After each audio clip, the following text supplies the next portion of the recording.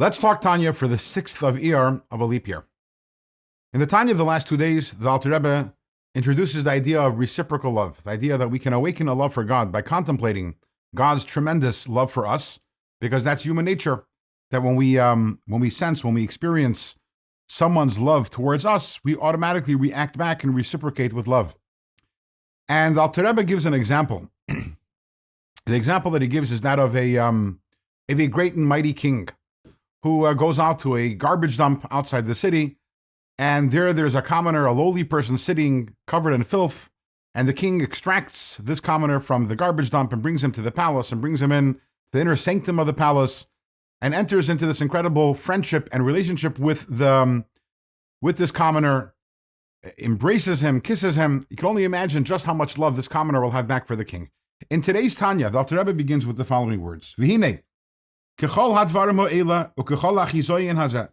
exactly everything that we just described, this entire scene that we just painted over here, and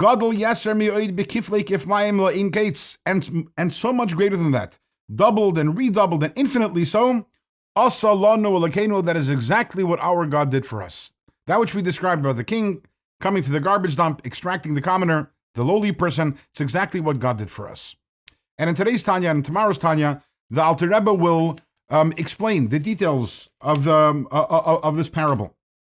So the first thing we need to understand, as we said yesterday, is that although this always works, that when you show love and affection to someone, so they're going to respond by showing love and affection back, we explained yesterday that if there's an imbalance between the two parties over here, that makes the love even greater. Meaning that if a greater party shows a love to a lower party, the lower party, feeling unworthy, reacts to a greater amount of love. So that's why we give an example of this great and mighty king with a commoner. As great as the imbalance is between a great and mighty king and a commoner, how can we compare that to God and us? Because yes, we are the commoner and God is the great king. And think about it for a second. What makes a great and mighty king? The more subjects, the more lands that they control? Well, God, how many creations does he have? How many subjects does God have? We're talking about human beings, worlds, angels, an infinite amount. So quantitatively, the greatness of God is so much greater than anything that we can have over here in the human sphere. And how about qualitatively?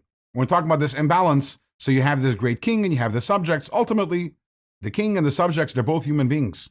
Over here we have, this is God.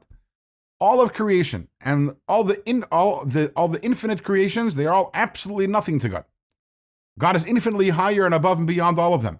So when we're talking about an imbalance and God showing us love, there is no greater imbalance than God showing us love.